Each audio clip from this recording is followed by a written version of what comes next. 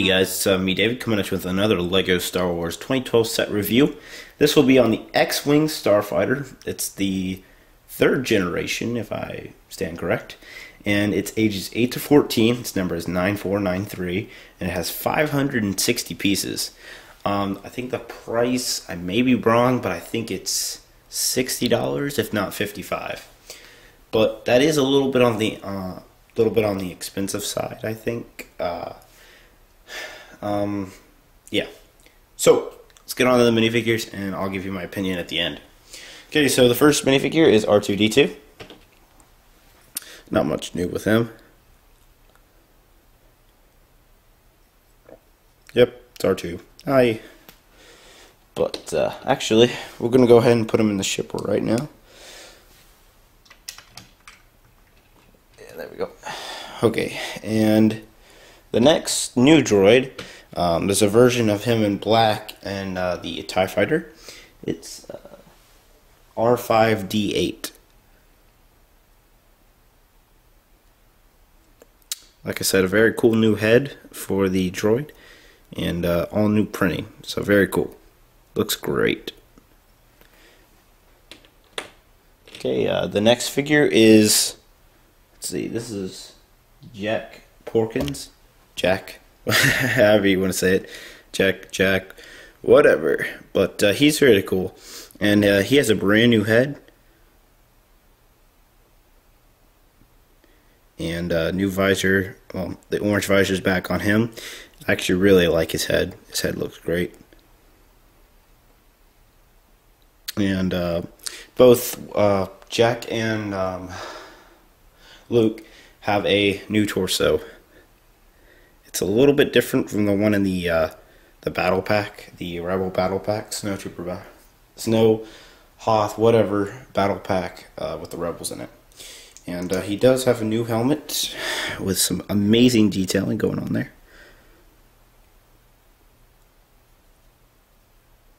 Looks great. And then he just gets a blaster because he ain't a Jedi like Luke Skywalker.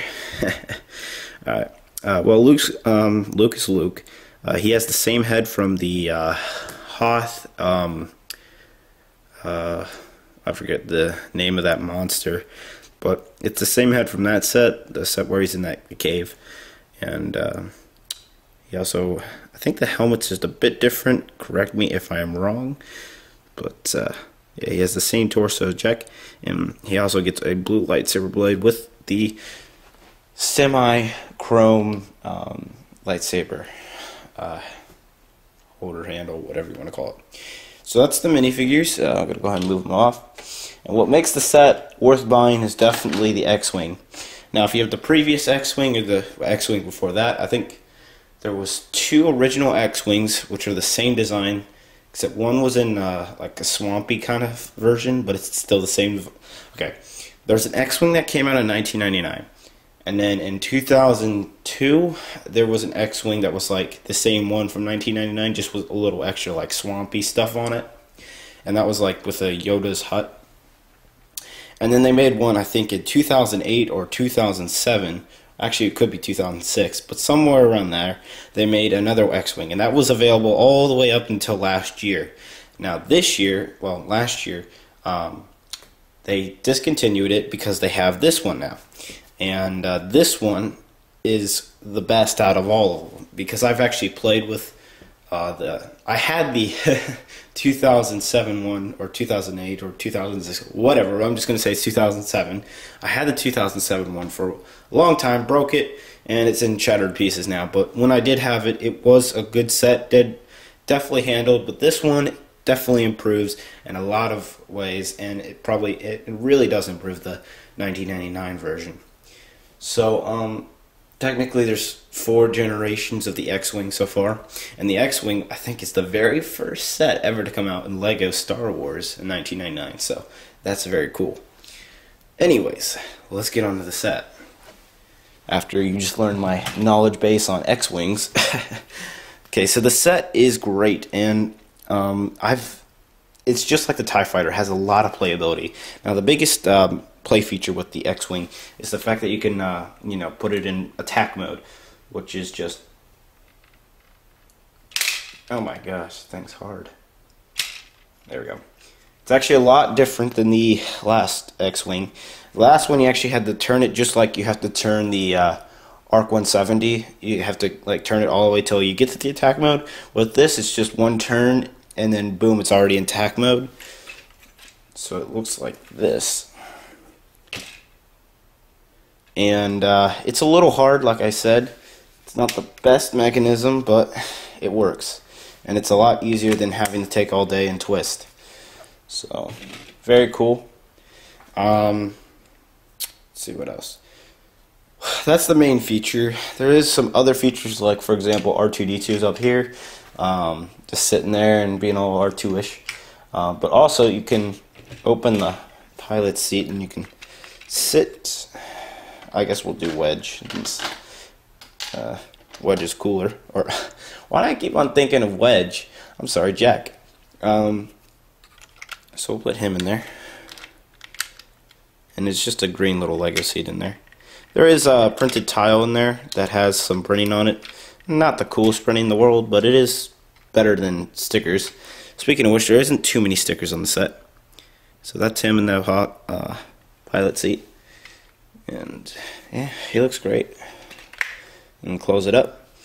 And the things that's really been improved, this is a lot stronger. This front part is stronger.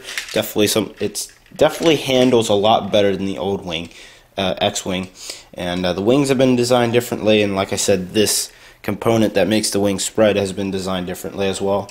They added some more tiling up from the last X-Wing, and the back of it looks great. It has some really cool engines going on there. And sadly, these are stickers. The engines right there, that's all stickers. And this part right here is all stickers. So there is a little bit of stickers, but it's not going to kill you. Oh yeah, I don't know what these are for. I think this is just minor detailing right here. Another feature that you probably always saw is the fact there's this little foot right there that just goes in and out. So like that, and like that. And when you do that, you have to put it back in the sit mode, I guess you could call it. So that's sit mode, and then you pull the leg up, or the leg, and then you let me go ahead and show you that. So you're gonna twist this, and it's a pain because you can miss it. There we go. But there. And it's a lot of fun when it's in attack mode. Definitely looks really, really cool. Definitely looks like the classic Star Wars vehicle, or the classic Star Wars Starfighter that go blasting off. That's really all the features. There is no flick fire missiles, if I recall. Yeah. One of the cool things that I do miss is on the back, right here, in the old X-Wing, there was like a component to put the lightsaber and your blasters in there. I would have liked if they would have renewed that and definitely put that back in there, but they sadly didn't. So that was kind of a little sad thing. It's kind of like a not really noticeable thing you wouldn't think about, but just something I thought I'd point out. But that's the set, really. It's really only good for playability. The figures, definitely not worth it, just for the figures. And for the $65, I think it is, yeah, $65. That is ridiculous for, well, 560 pieces. I think it should be a $50 set, just like the last X-Wing. It does improve because of the tiling, better built, but I definitely don't think they should mark it up $10 more.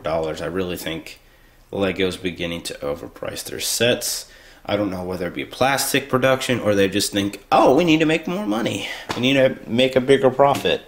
So, I don't know. Get it if you want the playability, or if you're a collector, definitely don't get it for minifigures.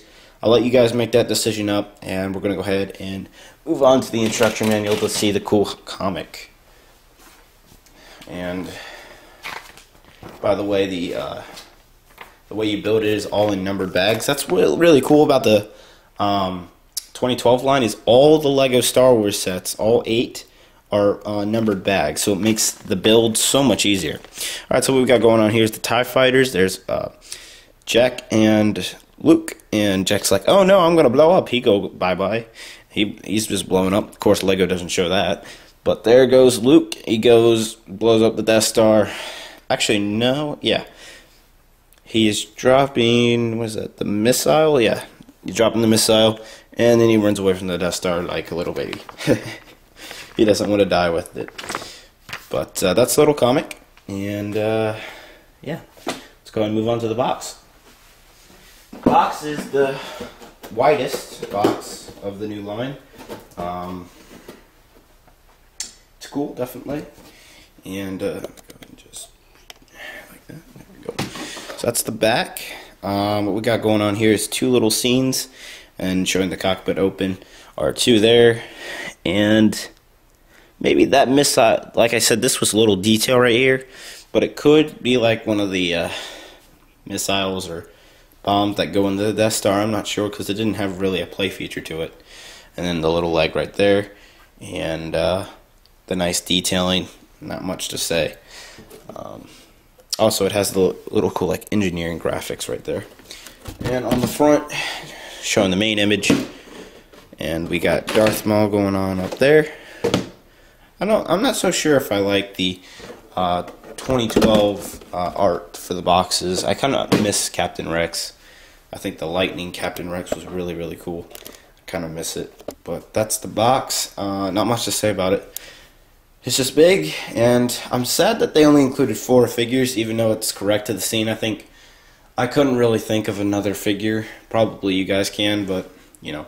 Like I said, $65 if I'm right. $65 for this set is definitely not worth it unless you're a big collector or you really want that playability. But that's my review on the X-Wing. So guys, rate, comment, and subscribe, and continue watching the rest of the LEGO Star Wars reviews for 2012. Thanks guys. Bye-bye.